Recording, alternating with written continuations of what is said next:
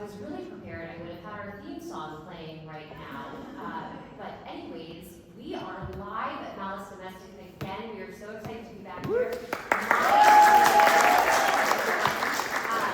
My name is Sarah Burr. I am one of your co-hosts today for the Bookish Hour live at Malice Domestic. We are a live stream YouTube series where we interview our author guests, we interview bookish people in the community. We have our Bookish Hour, which is a full hour of content, and we have our Bookish Moment, which is a 30-minute segment of content. And it's been an incredible 4 or 5 years at this point. Last year was our first year coming to Malice, and it was an honor to be asked to be here. And the fact that they invited us back is like even more cool because like really? People okay. like to hear us talk. So I'm Sarah Burr. I write 4 different cozy mystery series. I have the new book in my trending topic mysteries, which is Throwback for Murder, coming out this May. And I am your tech guru here, but I'm also joined by my wonderful co-host who just is the light of my life, the wonderful J.C. Kenney. Oh, that's me. Thank you, Sarah. Yes, I'm J.C. Kenney, and I write the Darcy Gone mysteries, the Allie Cobb mysteries, and my new series is called the Elmo Simpson Mysteries. Book 3, Dead in the Ditch, comes out on May 5th, so I'm really excited about that. Just a little inside joke here, the flamingos, as much as I love wearing this, Dead in the Ditch has flamingos on the book cover, so it's like doing a little promo thing. But enough about me. Real quick shout out to Elle, who is running our camera over here, so that way this will be recorded for posterity.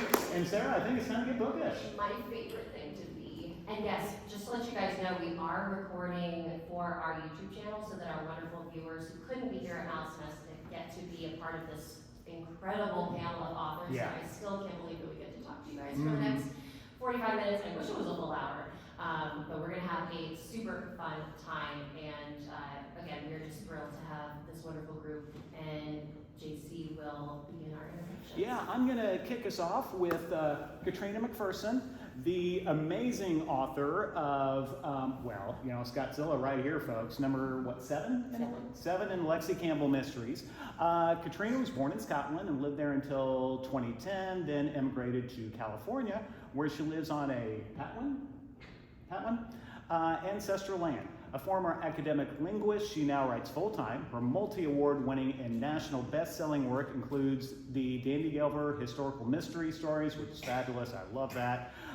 The Last Ditch Mysteries, which I love even more. I want to move to Cuento someday, set in California, and a strand of contemporary standalone novels, including Edgar finalist The Day She Died, and Mary Higgins Clark finalist Strangers at the Gate. She's a member of Mystery Writers of America, the Crime Writers Association, the Society of Authors, and Sisters in Crime, for which she is a former national president. Give it up for Catriona McPherson.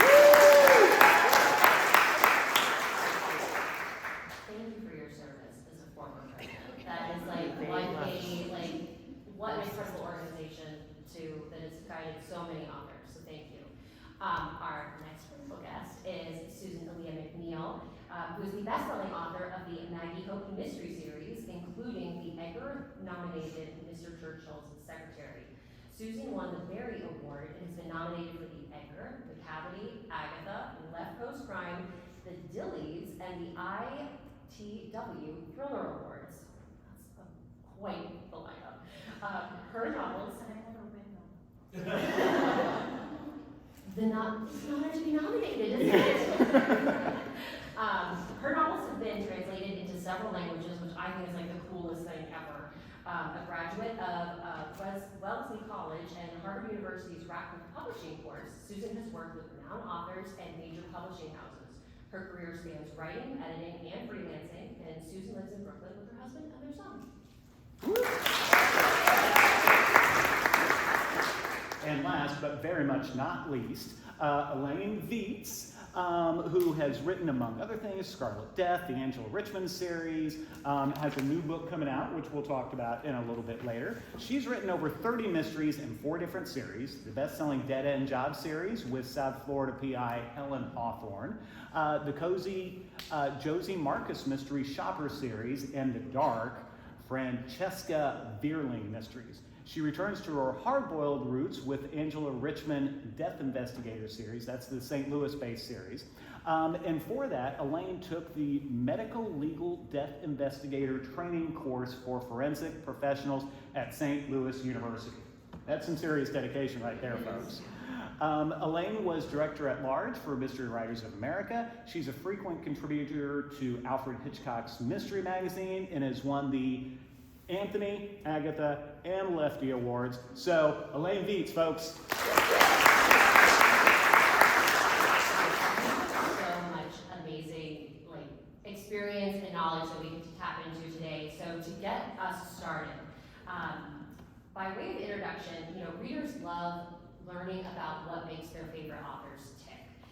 So I would love it if you guys could each share a little bit about your legendary protagonists and a trait or two you may find yourself sharing with them. Susan, I will turn it over to you. Thank you. Well, with Maggie Hope, I have to thank a lot of people. It takes a village to write a book, but I have to thank the Muppets, and I'm not even kidding about this. My husband works for the Jim Henson Company. We were sent over to London for a few months. His show, Bear in the Big Blue House, was really big on Disney Channel UK, and I got to go be a tourist in London. We went out to a pub with a British friend, and he brought his time out in London, and he told me in no uncertain terms that World War II did not start with Pearl Harbor. It started well before that, despite what Americans might think, and I should go to the Churchill war rooms, which I did, and it was mind-blowing, and that's how Maggie Hope sort of came into existence, and that sort of jump-started my career. So. Oh my goodness. I just have to interject really quickly about the Muppets. Yes. Folks who watch our show will both know that JC and I are obsessed with Muppet Christmas Carol. Yes. And it's one of our favorite holiday traditions. So. Big Muppet cheer. Elaine, tell us about your protagonist and maybe a trait or two that you share with them. Okay. My character here, Angela Richmond, I grew up Catholic, and I was really bored during the priest's sermons. So I would look in the back at the calendar of saints, and they would have all these gruesome deaths. I mean, they had their teeth ripped out, their fingernails, and so I was fascinated. And I'm afraid that led to my interest in pathology. And so when Angela Richmond is a death investigator, and I took the course at St. Louis University, a death investigator is someone who is in place of a pathologist. They're not a doctor, but they are trained. And so I got to be as gruesome as I wanted. Good times. Katrina, what about Lexi? I agree that The Muppets Christmas Carol is the best adaptation. Isn't it? I agree. So my protagonist, I'm talking about these last-ditch mysteries today. She's Lexi Campbell. She's a Scottish woman who moves to a college town in Northern California. Where do we get our ideas? And she shares something with me. Her Lexi is spelled Leagsaidh,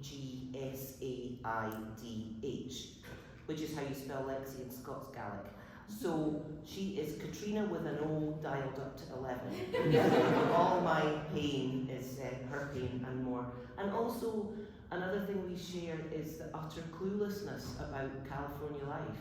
I would say American life, but I once said I've moved to America, and someone said, no, you haven't, you've moved to Davis, California. It's not the same thing. Just complete cluelessness. I had been here 6 years when I started to write her, but she'd only been here for 6 months, and I remembered, how it felt to go, wow, there's coffee in the gas station. Oh my God, it tastes like fried shoes. And stuff like when we bought our house, I genuinely thought that we were getting in the car with the estate agent to go to a town called Escrow, where we were going to do something about the house. I mean, clueless. And it was a lot of fun to give all that to her. Well, and I tell you what, for those of you who haven't read Lexi, you need to, because you know she's the gift that just keeps on giving, especially with all the wackos at the last stage. But not if you really take offence very easily about people who, characters who find California strange. I find California perfect and normal, but Lexi not so much. Okay, you've been forewarned. So, ladies, Maggie Hope, secretary, teacher, spy. Lexi is a counselor, with an office on a houseboat. So that's the coolest office in the world there. Nora, in the upcoming Sex and Death on the Beach, she runs an apartment building. Angela Richmond, as you mentioned, a death investigator. Not exactly run-of-the-mill careers. So what is about these particular jobs for these characters or careers why did you choose those, for example? Catriona, can we start with you? Sure, yeah.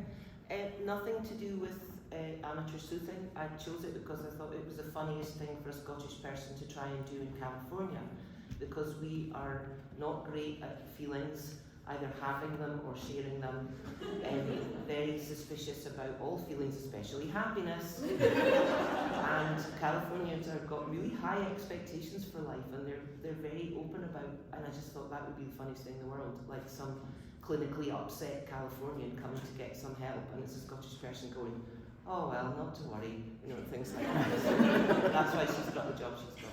All right. Elaine, how about you? I set my new series in Florida. I'm a transplant from St. Louis. And I felt that Florida was another country, a very strange country, and I really liked it. And I began to explore the Florida man and the Florida woman. And I think one of my favorite Florida men stories is our esteemed Governor, Ron DeSantis. He decided that there was not enough religion in our public schools. Now, if you read the Constitution, which he hasn't, there's not enough religion in the public schools. But he insisted that we could have after-school chaplains. So the first group to respond in Florida was the Temple of Satan. And they have an after-school Satan program with little puzzles and things. And so the governor's head exploded, not really, unfortunately. That was the end of the after-school Satan program. I don't even know what to say after that. When I was in the war rooms, there was a tiny little room for the typists. That's what they called the secretaries. Men were private secretaries who actually had responsibilities. But there was this room for the typists, and I remember there was like this little mirror where they could check their hair and lipstick. And I just could see Maggie Hope there, and that was sort of the start of everything. And then I was just so inspired by how many British women served during World War II in so many ways, but I thought the SOE program where they became foreign agents was just fantastic. It led to so many adventures, so I could not do it. So. Well, that is just so cool. And the SOE is, I've not heard of that organization. I mean, we all watch TV here in the States, movies, MI5, MI6, but SOE was a new one, so it's like, hey, Jim learned something, so that was kind of cool too. But enough about me. The three of you all have written long-running series, which is fabulous. What keeps you coming back to those same characters? Because my longest series is 6 books, and I had a great time. But I'll be honest, I kind of began to run out of ideas and things like that. So, what is it about series writing that works for you? As opposed to maybe the standalones. And Catriona, I know you've written standalones, but maybe give us a little compare and contrast. Yeah, do you want me to go first? Sure. Yeah. This was meant to be a trilogy, and so it didn't matter that the humour was quite broad. These people living in this ridiculous, the last-ditch motel. And then, honestly, my editor said we'd like another 3. And I had so many friends who either struggling to get into publishing or struggling to hang on to the contracts in publishing that if I'd said, oh no, I couldn't possibly. I would have been beaten to death with a stick, in the bar. So I said yes. And so I think you have to suspend a little more disbelief every time there's another murder in the same small college town in California, and a counsellor, a makeover artist, and a laundromat manager solve it again. But let's be honest, none of even the grittiest, most realistic procedural novel is not really that realistic. We all suspend disbelief all the time, so I don't worry about it anymore. And the difference between the series and a standalone is in a standalone you can kill everyone. But I can't because I'm a real softie and I love a happy ending, but I can pretend I can kill everyone. Okay. Elaine, how about you? You've gotten a number of different long-running series. What is it that brings you back? I like to revisit the characters again. And the reason that I started the new series, Sex and Death on the Beach, is because I wanted to go back to Florida. I live, as I said, in Hollywood, the other Hollywood. And I missed writing about the total unbelievable things that go on. The Coast Guard just arrested a man off the coast of Florida for trying to cross the Atlantic in a giant hamster wheel. Twice. You can't make this up. I'm never going after Elaine ever again. I loved writing Maggie Hope, and I loved all of her friends and her boyfriends and her bosses and everything. But eventually you do run out of World War II, and I thought it was good to let her have a happy retirement rather than just kind of keep it going. And so I wrote my first standalone sort of during the middle of that. It was called Mother, Daughter, Traitor, Spy, and it was about two women based on real people who went undercover to infiltrate a Nazi organization in Southern California. And I just turned in my latest standalone to my new editor at Minotaur, and it's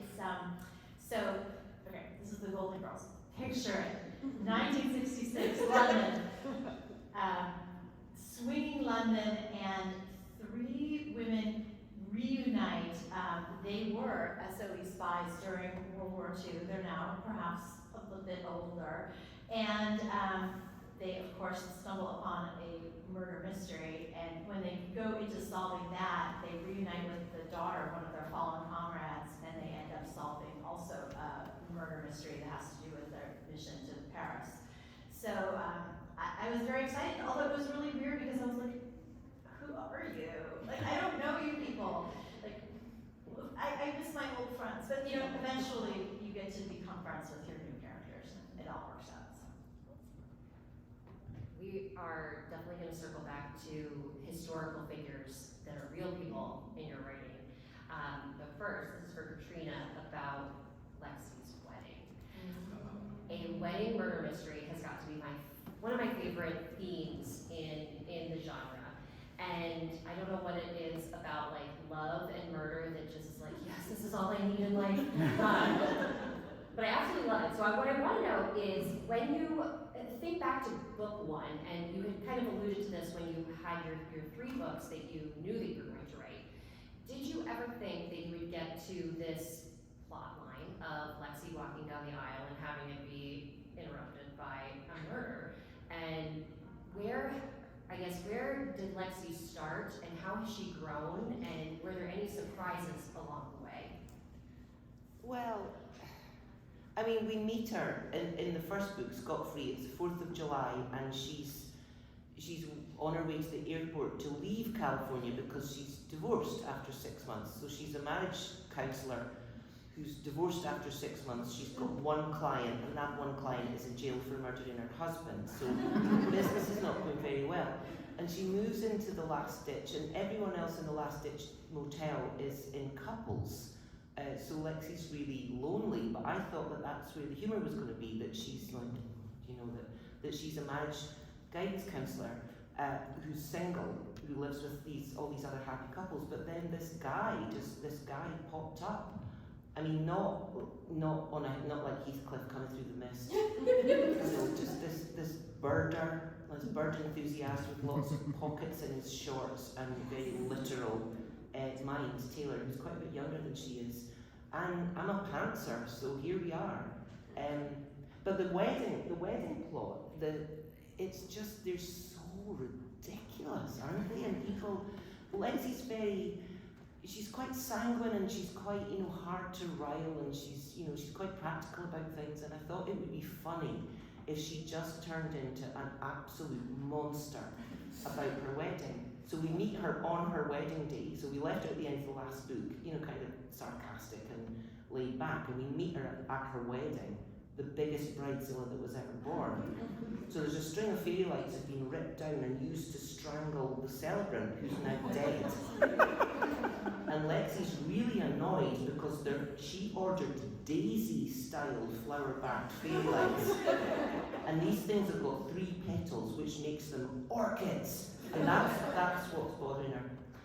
And then we skip back 6 months and see where the murder came from, and also how this monster was born over the course of the rampant. And anyone who reads Carolyn Hacks, people read Carolyn Hacks, I don't think there's anything unbelievable about where she goes. And for Susan, thinking back to book 1, how has Maggie, or where Maggie started and where she ended? What was your thought process, or where you envisioned her being? Did she make it there, or what surprises popped up along the way for you? It's a hard question. Maggie just kind of grew along with the war, and what was interesting for me was how I made the conscious decision to incorporate all of the trauma that she went through during each book. So each book she became a little darker, a little deeper, a little more adult, and so by the end of the series, she has become a full-fledged adult. And one thing I was really happy about is that Maggie's had her love affairs throughout the series, but I really wanted to end it on an open note. I made the decision consciously not to end with a wedding, as much as I love weddings. But I just really wanted her to sort of go into the future as a person on her own. So that's the book. She had a really great glow up. Yes. Elaine, talking about Angela, Yes. where she started in book 1 and where she is now. Anything that surprised you about her development along the way? Angela managed to stay friends with her police officer partner, Jace Budowitz. And I was a reporter for many years, and it is possible to be friends with a police officer. You don't have to marry them. Contrary to the average cozy mystery. And so, they like to share information, they like to talk about their stories. All you do is say off the record, and they nod, and then they talk about anything. But Angela has stayed a close friend with Jace, but never crossed the line. We'll definitely be talking about Jace later, Yes. because I love their relationship. That it's such a fun way to connect with the police. So for Susan, talking about in The Last Hope, Maggie teams up with a spy that I didn't realize was a spy in real life, and I thought it was really, really cool. I learned that Coco Chanel had done some spying for the Germans in World War II. So what I love to hear about the process of taking this historical figure and creating it into a character.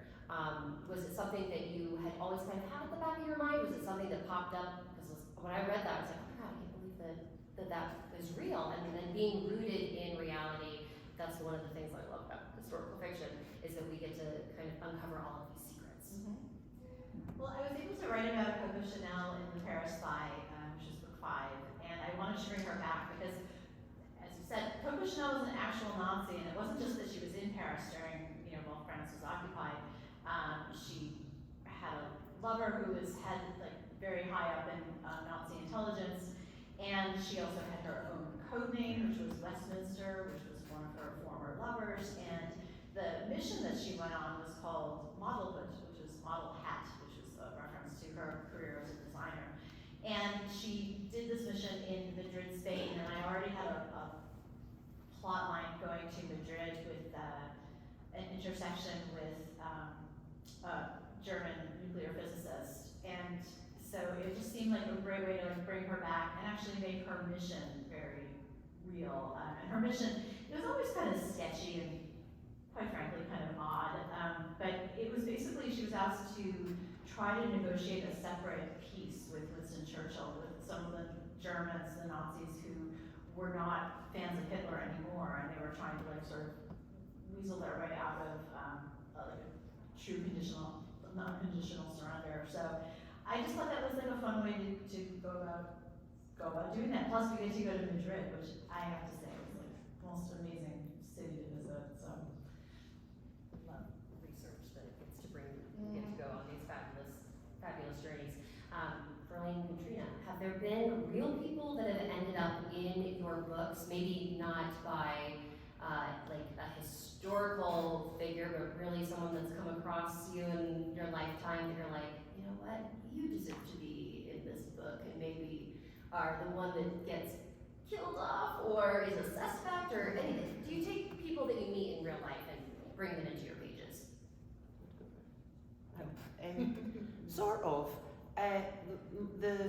These last-ditch books are set in Cuento, which is Spanish for story or Spanish for fiction, and it's Davis, California. It's the same place. So, and I put little Easter eggs in the books, and if you don't know the town, it doesn't matter. You don't miss anything. But if you do know the town, then you know what it is. So there's some people who are real. So like the manager of the pizza, Woodstock's Pizza in Davis, is called Ted. So the manager of Ovi's Ovens, which is another Easter egg, is called Bill. So, and with Bill and Ted in mind, the county where it's set is called Yolo County, and so my county is called Bateo County, because I think that's the best expression of the golden rule, is be excellent to each other. So they're all in Bateo County. But the one that really bugs me that I haven't managed to get into a book yet is I write this new historical series. It starts in July 1948 in Edinburgh, in the tenements of Fountain Bridge, which is a very poor bit of Edinburgh, and it's all about, you know, the kind of the workplaces. So there's the brewery and the tannery and the dairies and all that stuff. And one of the milkmen for the Fountain Bridge dairy, who was delivering milk to these tenements every day in 1948, was a young man called Sean Connery. And I keep thinking, I want him to just walk along the street. These two bigger characters, so I haven't done it yet, but I'm hoping to write the third one. Maybe he'll be off to Hollywood by then. I don't know. Elaine, anybody real showing up in the pages, either intentionally or unintentionally? Intentionally, but disguised. In my Francesca Vierling series, I was a newspaper reporter, and I managed to kill off almost all my editors. And it was really satisfying. How did you disguise their names or disguise their look? Or I gave them traits that they would never admit to. There you go. You don't get content like this in the other sessions, folks. That's all I know. Well, one of my least favorite editors, you know, at an editorial meeting, you all try to get close to hear every word that drops from their lips. We didn't want to do that because he had a habit of clipping his nails. And so we would fight to get the last seat at the end of the table and stay out of range. And that was one of the nicer ones. Yeah, he was weird. Okay, yes. Yeah, on that note, let's move along. Elaine, I do want to go ahead and stay with you, though. And you mentioned Jace a little bit ago. Yes. And I agree with Sarah that one of the things that is really cool about their relationship is it doesn't fall into that easy trope of investigator and cop, they become the romantic interest. Kind of using that as a springboard, can you talk about writing strong secondary characters like him in terms of what what makes a good secondary character to you? And then, we'd like to hear from Catriona and Susan also about that. A good secondary character is not a yes man. They just don't disagree. And I really dislike the trope of the dumb cop because I've known too many. And very few, there was one that was really dumb. And I'll tell you about it briefly. When we lived in St. Louis, a gluehead attacked my car. And he put a cinder block through it. So we called the cops. And this dumb cop shows up, and in front of my husband, he says to me, "Are you having an affair with anyone?" Now, what am I supposed to say? Oh yes, I'm madly in love with a scrawny gluehead who ruined my car. So that was dumb. But the majority of them are very, very smart. And so I don't like the trope of the stupid cop. I like the police officer who works together. And a really good relationship with a death investigator is the two of them work together and they each see different things and they try to get the whole picture. So that's what I'm looking for. I'm looking for smart secondary characters who are whole people themselves. Well, I don't know. I'm not that intellectual about it, but I feel like my secondary characters, they just kind of spring fully formed in a way, and I just have to get to know them better. And with time, I do, and then they're all, they don't know that they're secondary characters in their minds. They're all the real protagonists, but they don't know that. Anyway, you get it.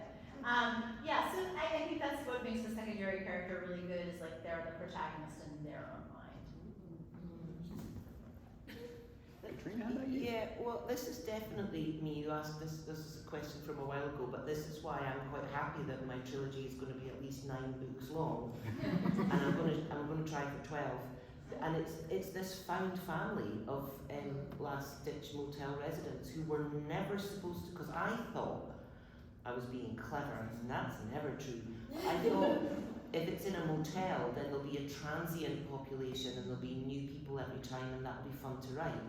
And I wrote the first one, I fell so deeply in love. There's these 2 doctors who are in the motel because their house is being tented for a pest infestation.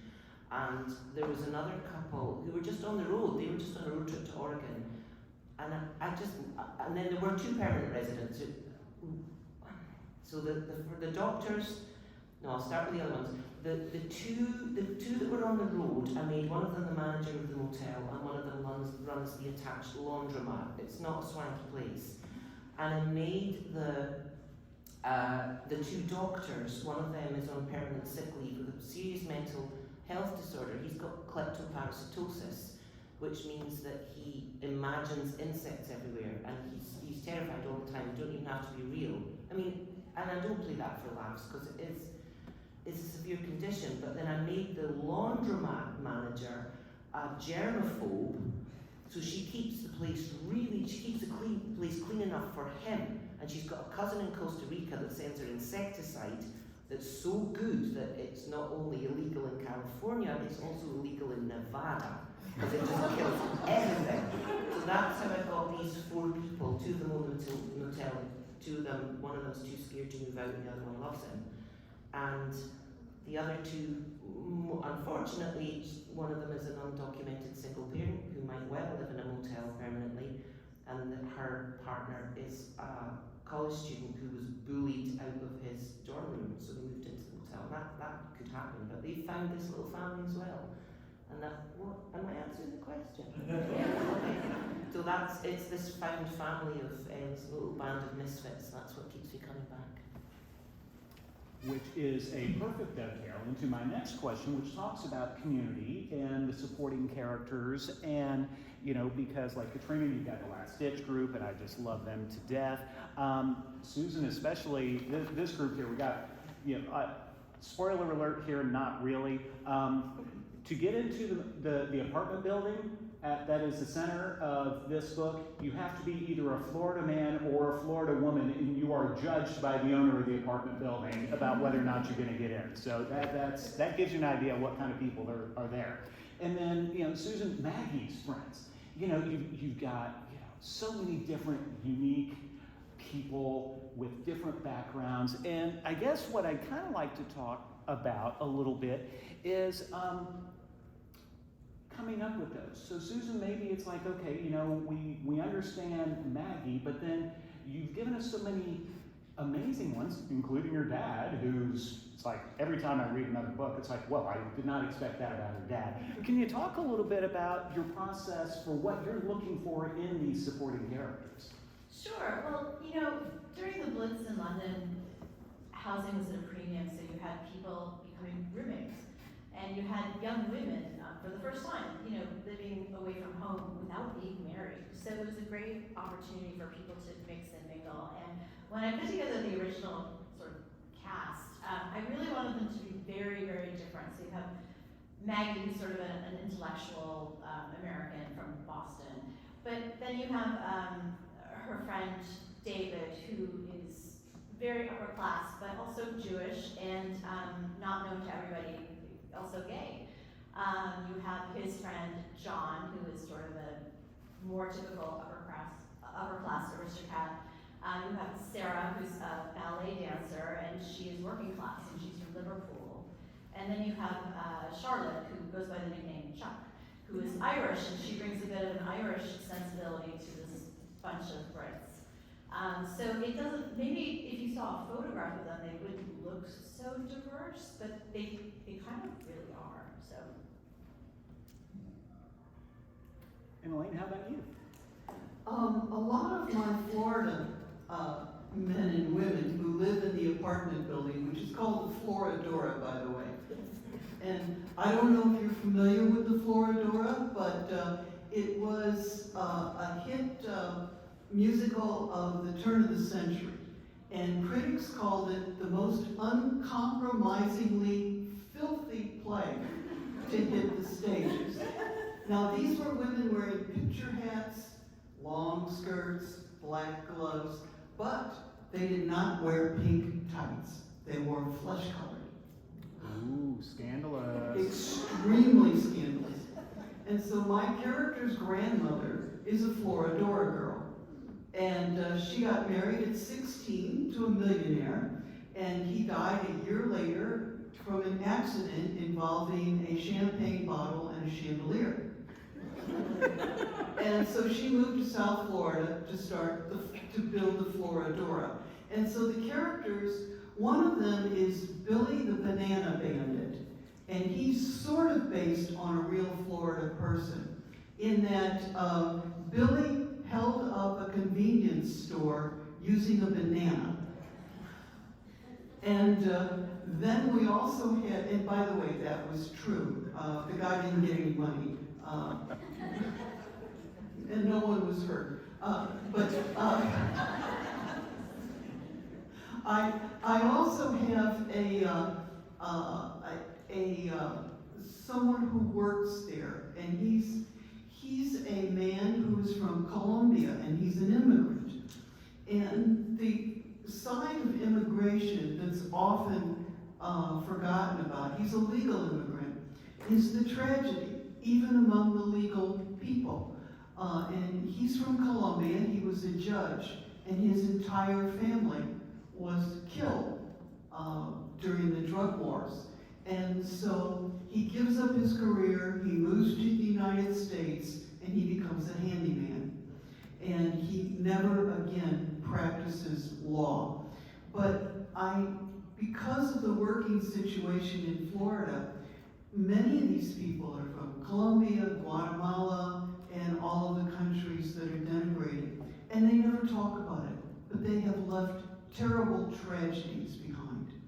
Another resident is Mickey. Mickey is a guerrilla artist, and one of her finest accomplishments was to sneak into the local gas station, and you know where they have those baby changing stations that pull out? Well, she put a sign on the pull-out bottom that said, "Place sacrifice here." So these are sort of, I mean, they fit into Florida. Yeah, that's a true story. Yeah. Never ask if it's true about Florida. Yeah, Catriona, how about a little bit more of some of the last ditch folks? Oh yeah, I love those Florida Man articles. I love the those little news in Florida Man because the last sentence is so often alcohol may have been involved. And alligators. Yeah, they're. I mean, so I've got Lexi, and then the secondary, her best friends are Todd and Kathy, the insect phobe and the germaphobe.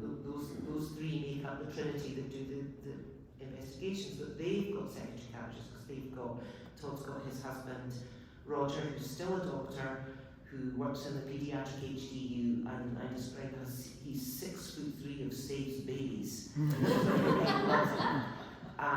And Kathy's wife, Elaine, who runs the motel, this was my homesickness about the truly crap customer service in Scotland. I mean, it's just, they're awful, like cheerfully terrible.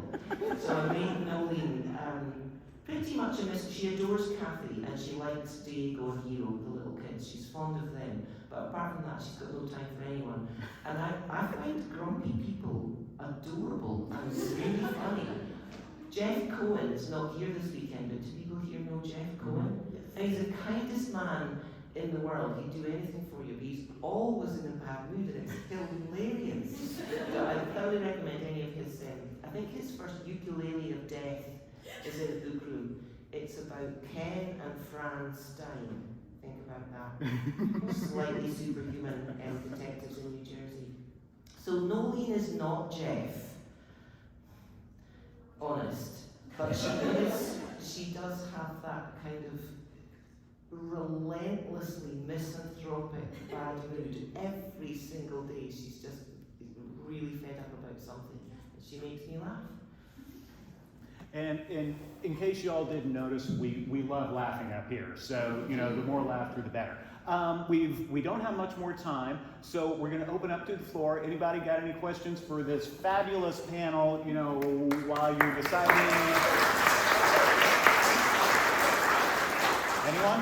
Anyone? Yes? Can you talk a little bit about writing characters that are from countries that you're not from? Okay, so the question is, can you talk a little bit about writing characters from countries that you're not from? Catriona? Yeah, well, it took me 6 years to get up the nerve to. I still thought I couldn't write a book in America unless the voice character was basically me, a Scottish character. So the mistakes that I'm going to make are the mistakes that she makes. So that's okay. And then I didn't know what I didn't know, so I just went tramping in cluelessly and went for it.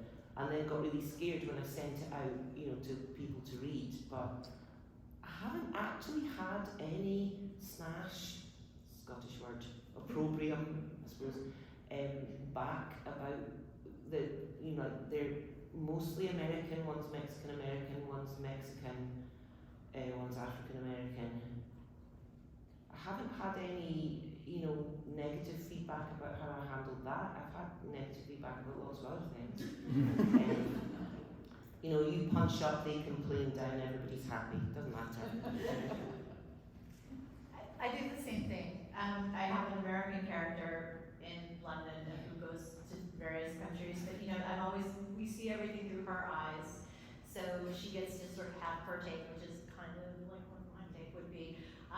Also, I have to say it takes a village to write a book, and I have some very lovely British friends who read and critique, and boy, that's fun.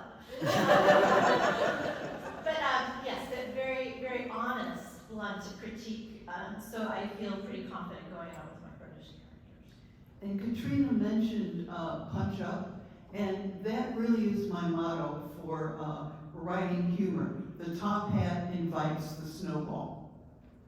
Go after someone above you, not so-called below you. Any other questions? Other questions? If we don't have other questions, this is something, oh, we do. You're obviously all very funny. So how do you work humor into your stories? Is it just natural to your characters? Do you plan it out in advance? Does it just happen when you're writing? How does that work into your story? How do you ladies write humor so well and bring out just, is it something that you plan? Is it something that you think about for hours on end like I do? Or is it just something that's naturally funny? You know, I have a lot of black humor myself, and I find I make a lot of jokes in really awful situations, and that's just my way of coping with things. And I think that takes place in my books too. A lot of people just make these big crazy jokes because they really have no idea what to do or how to do anything, and that's how they get through it. It's my natural personality. The worst example is when my uncle died, and I had to identify him at the hospital, and he was wearing orange and green plaid pants, and I said, "Oh my God, I wouldn't be caught dead in those." Oh yeah, because I mean, if a wedding's right for comedy, a funeral's even more so, right? For me, are you asking because as a craft question of how you might do it? Don't do it like this. What I do is the humour's all in the first draft, and then if I have to fix the draft and bung some other stuff in, there's no humour in it at all. So I have to make it. You know, I can't just put a wee bit in, I have to make a big thing so that it can be funny, and then there's too much, and then I have to go through and take something out. So whatever you do, don't do it like that. I can't go, oh, I need a humour beat here, I'll put one in. Can you do that? No. No. Other questions?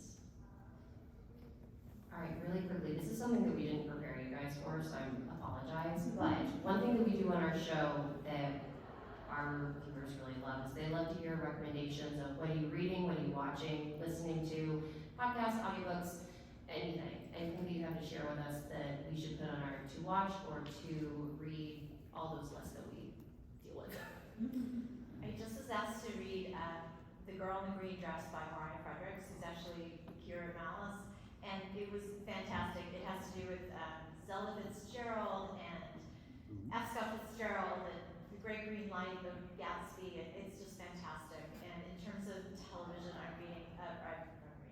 I'm watching Drive to Survive, which is the Formula One reality show. And the reason I'm watching this is because my son's really into it, and I'm kind of like, you know, he's like a 20-year-old guy, and I want something to talk to him about. But I actually got really into it. I am so obsessed with Drive to Survive. Okay. I just finished reading John Grisham's Camino Island, and it is about an island off of the coast of the Carolinas that was enslaved people lived there. It is fascinating history. On Hulu, where it's free, I'm currently watching Deadly Sins. Well, I'm listening to Lucy Worsley's Jane Austen at Home, which is just heaven. And I'm reading, I jotted it down, Trauma and Recovery from Political Prisoners to Domestic Abuse. Because I also write dark psychological thrillers, but you know, don't worry about me.